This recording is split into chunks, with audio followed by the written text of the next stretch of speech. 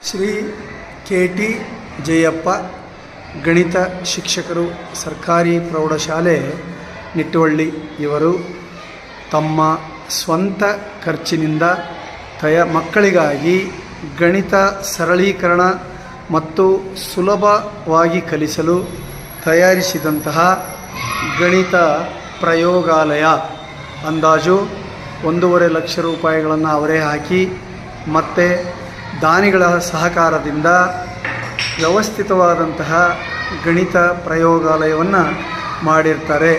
ಇದರಲ್ಲಿ ಬಹುಮುಖ್ಯವಾಗಿ ಗಣಿತ ಸಾಧನೆಗೈದ ಎಲ್ಲ ಗಣಿತಜ್ಞರ ಇತಿಹಾಸದ ಜೊತೆಗೆ ಅವರ ಭಾವಚಿತ್ರಗಳು, ಅದರ ಜೊತೆಗೆ ವಿವಿಧ ಪ್ರಯೋಗಗಳು, ಪ್ರಮೇಯಗಳು, ಸೂತ್ರಗಳು, ಚಿತ್ರಗಳನ್ನು ಒಳಗೊಂಡಂತಹ ಚಾರ್ಟ್ಸ್ಗಳು, ಹಾಗೆ ಮಾದರಿಗಳು ಇವೆಲ್ಲವುಗಳ ಸಂಗಮಗೊಂಡು ದಾನಿಗಳ ನೆರವಿನಿಂದ ಸರ್ಕಾರಿ ಶಾಲೆಯಲ್ಲಿ ಹೈಟೆಕ್ ವ್ಯವಸ್ಥೆಯ ಚೇರ್ಗಳು ಹಾಗೂ ವಿವಿಧ ಬಗೆಯ ಮಾಡೆಲ್ಗಳು, ಹಾಗೆ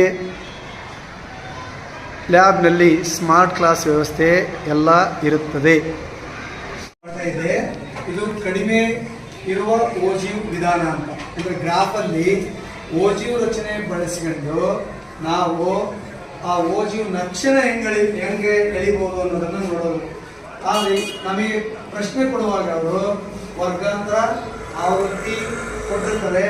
ಈ ಮೇಲ್ಮಿತಿ, ಸಂಚಿತಾವೃತ್ತಿ ಮತ್ತು ಬಿಂದುಗಳನ್ನು ನಾವೇ ಕಂಡುಹಿಡ್ಕೊಂಡು ಅವುಗಳನ್ನು ಆ ಬಿಂದುಗಳಿಗೆ ಅನುಸಾರವಾಗಿ ಇಲ್ಲಿ ಈ ಪ್ರಮಾಣ ನಕ್ಷೆಯನ್ನು ತೆಗೆದು ಅನಂತರ ಓಜಿವ್ ನಕ್ಷೆಯನ್ನು ನಾವು ರಚಿಸಬೇಕು.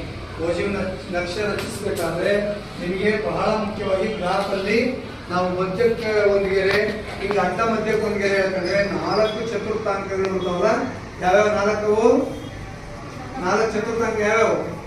ಮೊದಲನೇ ಚತುರ್ಥಾಂಕ, ಆಮೇಲೆ ಎರಡನೇ ಚತುರ್ಥಾಂಕ,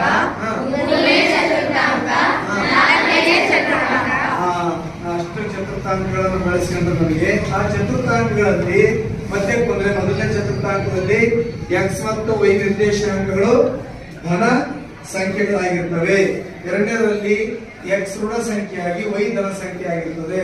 ಮೂರನೇದರಲ್ಲಿ ಎರಡೂ ಋಣ ಸಂಖ್ಯೆಗಳಾಗಿರ್ತವೆ. ನಾಲ್ಕನೇ ಚತುರ್ಥಾಂಕದಲ್ಲಿ ಮೊದಲು x ಧನ y ಋಣ. ನಮ್ಮ ಹೆಸರು ಆಶಾ, ನಮ್ಮ ಮನೆಯವರ ಹೆಸರು ಬಸವರಾಜ್ ಅಂತ ಹೇಳಿ.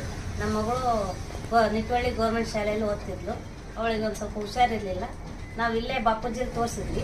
ಅಲ್ಲಿ ಆರಾಮಾಗಲಿಲ್ಲ, ಅದು ಒಂದೇ ದಿವಸ ಇತ್ತು. ಇಲ್ಲಿ ಆಗಲ್ಲ ಅಂತ ಹೇಳಿದ್ರು.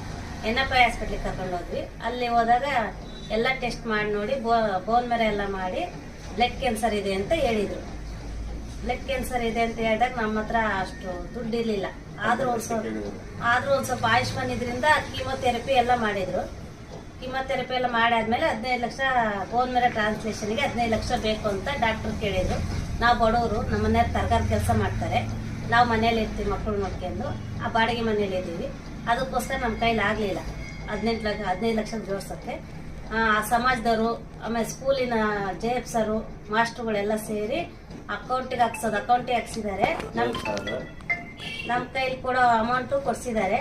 ಚೆಕ್ ಮೂಲಕನೂ ನಮಗೆ ಕೊಡಿಸಿದ್ದಾರೆ. ಅವರಿಂದ ಭಾಳ ಸಹಾಯ ಆಗಿದೆ. ಶಾಲೆ ಮೂಲಕ ಭಾಳ ನಮಗೆ ಒಳ್ಳೆ ಇದು ಬಂದಿದೆ ಅಂತ ಹೇಳಕ್ಕೆ ಇಷ್ಟ. ಈಗ ಸ್ಕೂಲ್ ಕಳಿಸ್ತಿದ್ದೇವೆ ಮತ್ತೆ ನಮ್ಮ ನಿಟ್ಟುವಳ್ಳಿ ಗೌರ್ಮೆಂಟ್ ಸ್ಕೂಲ್ಗೆ. ಈಗ ಮತ್ತೆ ಎಲ್ಲ ಆರಾಮಿದ್ದಾರೆ. ಫಸ್ಟಿಂದ ಡಾಕ್ಟರ್ ಎಲ್ಲ ಚೆನ್ನಾಗೈತಪ್ಪ, ಆರಾಮಾಗೈತೆ ಅಂತ ಹೇಳ್ತಿದ್ದಾರೆ. ವಿದ್ಯಾಭ್ಯಾಸ ಚೆನ್ನಾಗಿ ಮಾಡ್ತಾಳೆ. ಅದಕ್ಕೋಸ್ಕರ JF ಸರು ಅವರೇ ವಹಿಸ್ಕೊಂಡು ಮುಂದಿನ ಖರ್ಚು ನಾನು ಅವಳು ಎಷ್ಟು ಓದ್ತಾಳೋ ಅದನ್ನ ನಾನು ವಹಿಸ್ಕೊಂಡು ನಾನು ಮಾಡ್ತೀನಿ ಅಂತ ಹೇಳಿದ್ದಾರೆ JF ಸರು. ಹಾಸ್ಪಿಟ್ಲಲ್ಲಿ ಧೈರ್ಯ ತುಂಬಿ ಹೇಳಿ ಏನಾಗಂತ ಪ್ರಾಬ್ಲಮ್ ಅಂತ ಹೇಳಿ ಆರಾಮಾಗುತ್ತೆ ಅಂತೇಳಿ ಧೈರ್ಯ ತುಂಬಿದ್ರು. JF ಸರ್ ಫೋನ್ ಮಾಡಿ ಅದೆಲ್ಲ ವಾರ 2-3 ಟೈಮ್ ಮಾಡೋದು ಧೈರ್ಯ ತುಂಬ. ಹಂಗಾಕಿ ಧೈರ್ಯದಿಂದ ಈಗ ಆರಾಮಿದ್ದಾಳೆ, ಮತ್ತೆ ಸ್ಕೂಲ್ ಹೋಗ್ತಿದ್ದಾಳೆ. ನೆಕ್ಸ್ಟ್ ಅದೇ JF ಸರ್ ಎಲ್ಲ ನೋಡ್ಕೊತೀವಿ. ನಾವು ಏನೋ ಓದೋ ಬಗ್ಗೆ ಇಲ್ಲಿ ತನಕ ಓದ್ತಾಳೋ ಅಲ್ಲಿ ತನಕ ನಾವು ಓದ್ತೀವಿ ಅಂತ ಹೇಳಿ JF ಸರ್. ಒಂದ್ಸತಿ JF ಸರು ಮುಖ್ಯ ಪಾತ್ರ ವಹಿಸಿ ಅಮೌಂಟನ್ನು ಅಡ್ಜಸ್ಟ್ ಮಾಡೋಕ್ಕೆ ಭಾಳ ಸಹಕಾರ ಮಾಡಿದ್ದಾರೆ.